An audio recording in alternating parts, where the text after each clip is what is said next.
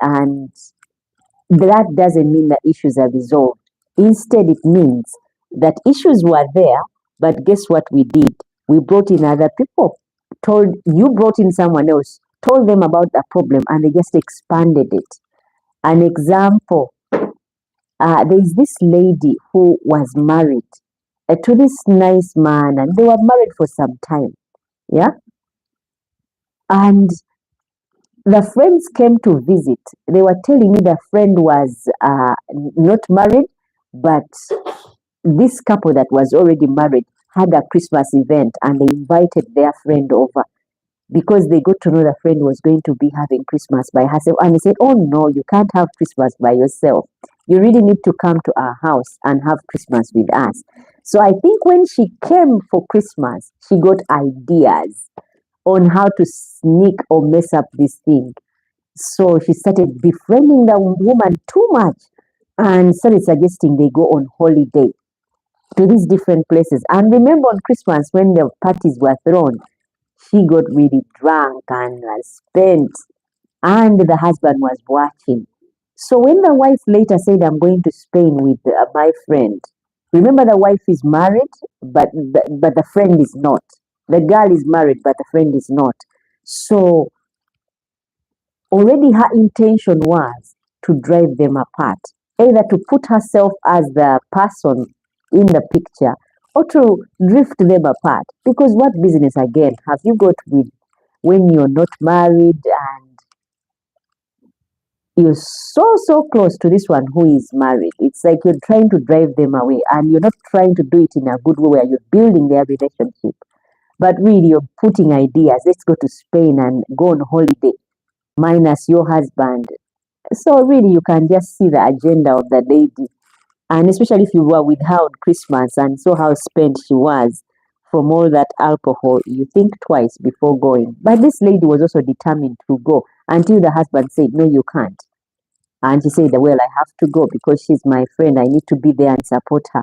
And guess what? The relationship didn't last because then the other one, the wife, was lured into that world of singleness by the friend.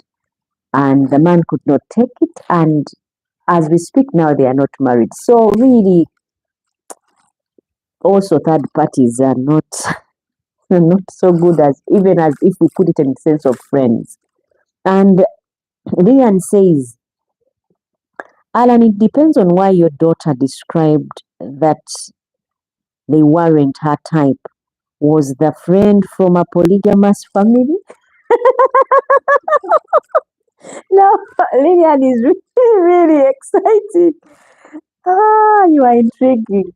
Alan will have to explain to us whether the friend, actually, she will have to explain to us whether the friend was from a polygamous family because you never know.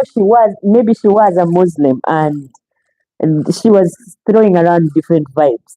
Otherwise, Roger says, from today, I'm not searching, but enyongereza teba nabo. Teba ntono, enyongeza teba ntono, alina ayongerwako. So Rogers, now it is in the clear. Now, what Rogers was trying to say that from today he's not single, but he doesn't mind if he gets a bonus. Now, there is nothing like a bonus in a relationship. There is no bonus. You're not in the market where you're buying grasshoppers and you say some sample or some bonus. No. These are lives of people and hearts of people and feelings that you're dealing with. So Rogers, let's cut. You're the one who keeps on using Luganda words. I would say salakamiro, yeah. Don't be so hungry that you want everything that is out there. I've seen people who go to places of eating and they eat everything that is served. And at the end of the day, they have some serious stomach issues. So you don't want to end up in some place because you could not control your appetite. Roger, that is what I can say. All along, I thought you were really single, but now I know. So I'll keep you in check. And Lillian says, Roger, I doubt that the ex would give you supportive advice. Supportive advice. Roger, there you have it. And Roger says, ha ha ha ha. And Ndoko say, Mama, I'm not searching. Okay, Rogers is saying from today he's changed his life. He's transformed and he's not searching. That is a good one. And thank you. Otherwise, back to the topic of third parties. We talked about exes that never left. And also now we talked about friends, best friends who get too close for comfort. Yeah, those best friends. And Lillian is saying, Roger, unless you are into polygamous relationships, otherwise it's better to stick to the one you chose. That's good advice. Even you should become a marriage counselor or a relationship, something. You're really giving it out. I wonder where quality marriage is today. Whether quality marriage got to know about the chat or quality marriage is absent, but we need to hear from quality marriage as well. Let's hear your opinion on, when a relationship becomes crowded. I hope if quality marriage is here tuning in, we need to know because that would be good as well to know whether quality marriage is what their opinion is on this topic, because they were giving really some good advice last time. So we are waiting to hear from quality marriage. Otherwise, back to the topic. We talked about friends and third parties being exes that never left. Also, now we are going to talk about family members. Oh my goodness. Family members can crop and feel like they own the relationship. It is not enough that the man goes out and finds for himself a woman, or the woman finds for herself a man, or they meet whichever way. But family comes in and they come with all these opinions that end up breaking the relationship. I want to read the comment that has just come in from Rogers. It says, Lillian, when we got challenges in our relationship, ex batutavula da. Eh, he says when we get challenges in our relationships, babavudavuda. In other words, when they get challenges in their relationships, the exes are there as, as scapegoat. They are always there to, comfort them. That's why he goes for exes. Rogers, it's like eating and you spit and or you vomit and then you go back to your vomit. They are exes for a reason, and that is where they should stay. In that box, in the past. The past is always not for living. It's the future that we look forward to. So if you went on and found someone, there's a reason why you found someone else. Even when that chapter was not closed. I'm thinking it was not closed for a reason and you moved on for a reason. So please try and work it out, like Lillian has said, with that new person. And Lillian says, Roger, your partner should be the one to console and comfort you, not the ex. I hope, Roger, you've heard that one. By the way, that's how relationships grow. If you have issues with your partner, you talk about what it is that they've done that has made you, want to have a shoulder to lean on. And once your partner is able to cover that ground with you, then it makes your relationship stronger. You've heard the saying, what doesn't break you makes you. So if a relationship can survive the tough, because those things are bound to happen, where you're disappointed. I know of a man who just felt like he couldn't deal with his woman because the girl could not have children. Yet, I'm not saying she didn't have, she couldn't have children when he wanted them. And then the man went back to the ex whom he remembers having told to do abortions. You told the other ex to abort the child. Now you're with this one who is struggling to get pregnant. And You ran off to the ex because it was easy with them. It's just that you told them to take it out. That is selfish. Sometimes men really do act in ways that are not thoughtful. Because when you think about it, if tables are turned and the ladies were running to their exes, I don't think, Rogers, you can let us know, would it be okay if your partner now ran off to an ex? Would you be okay with it? If you would be okay with it, let us know whether you'd be okay if you found out that your partner is with her ex. I don't think you would. And Lillian says maybe it's the ex that causes all the issues in the relationship, and why isn't the ex concentrating on their own relationships? Rogers, that is for you. You can explain why isn't the ex concentrating on their own relationship? Otherwise, as you think of the answer, I'll continue with the list of third parties in a relationship. Family members. Family members can really interfere. I've seen people where you go to family meetings and the man, uh, the relatives, like especially cultures in Africa, the sisters-in-law or brothers-in-law can really step into the relationship and have no boundaries. And they come with all these things, and the wife is supposed to be receptive.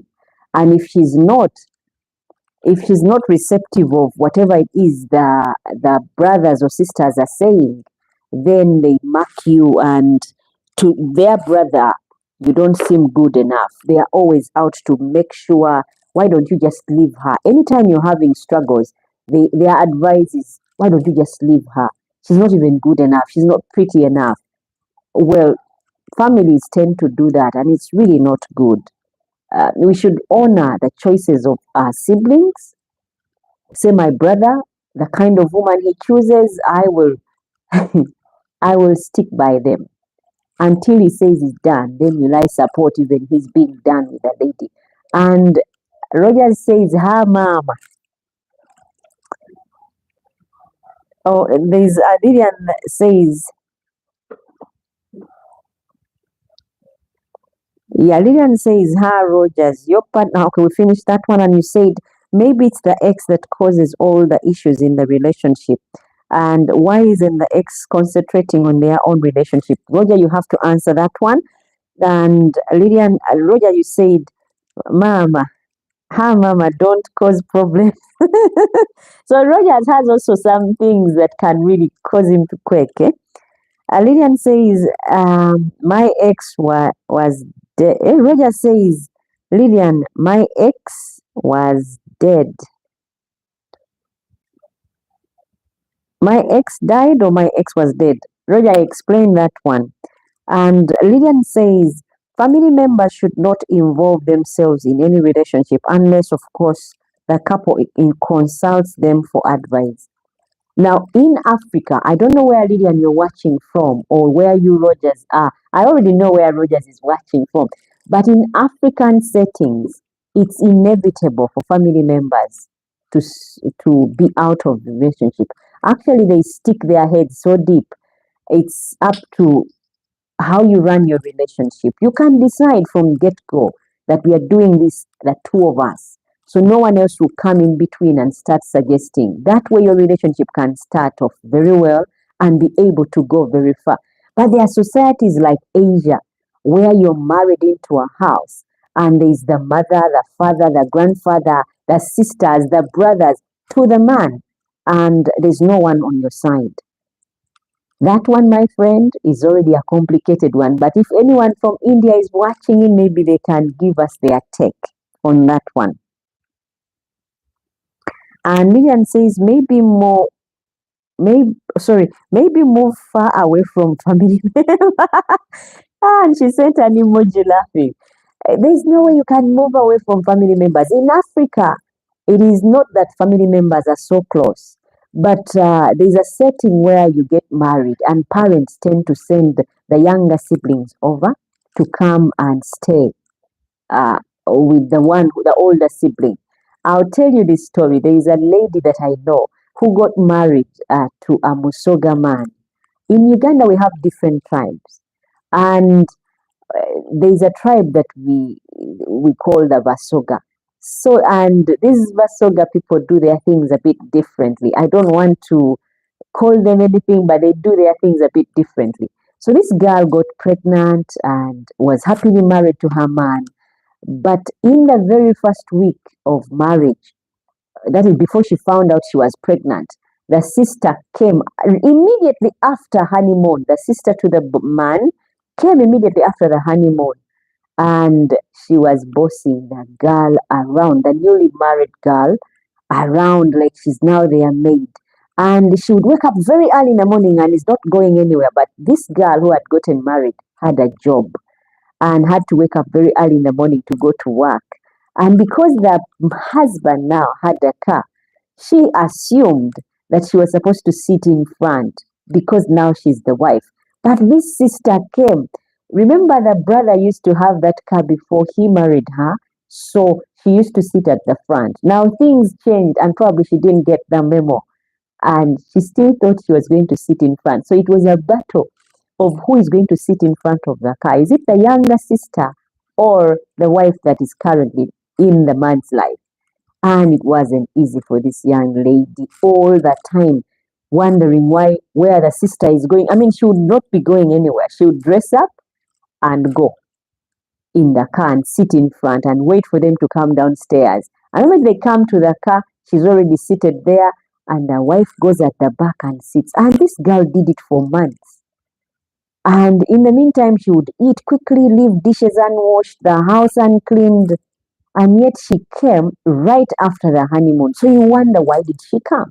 So in African culture, only to find out that the mother of the boy, remember they are from Busoga, which is the eastern part of Uganda, the mother of the boy had told her to go and inspect the relationship and the wife that they've just gotten in their lives. Can you imagine that kind of inspection right after honeymoon?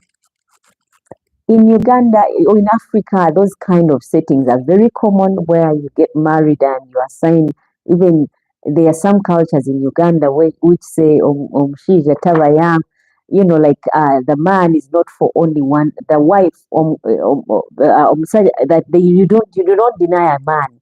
And they also have a saying that a wife is not married to only the man, but also the brothers, the whole family. So anyone can have a go with you because you're married to that. It's a bit complicated. So already African settings, relationships can be easily crowded.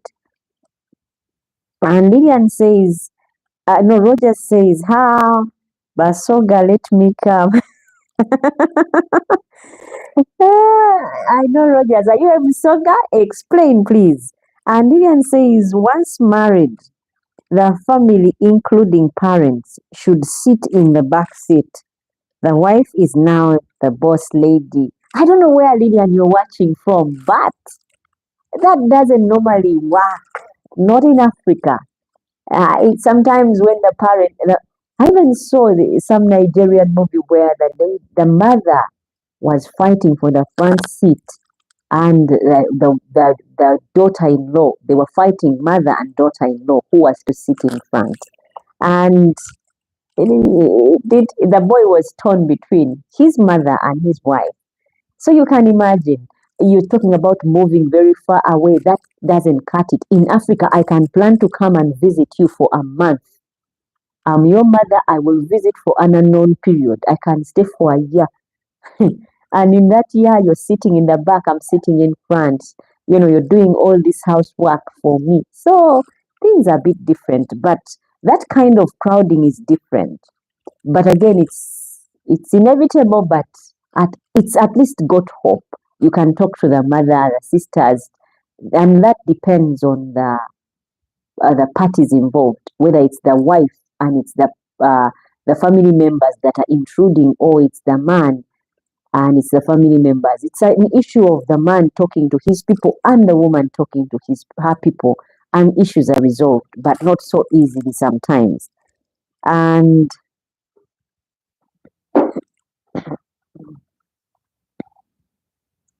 Rogers says, Batoro se omusajja tayangwa, meaning omusajja taganibwa.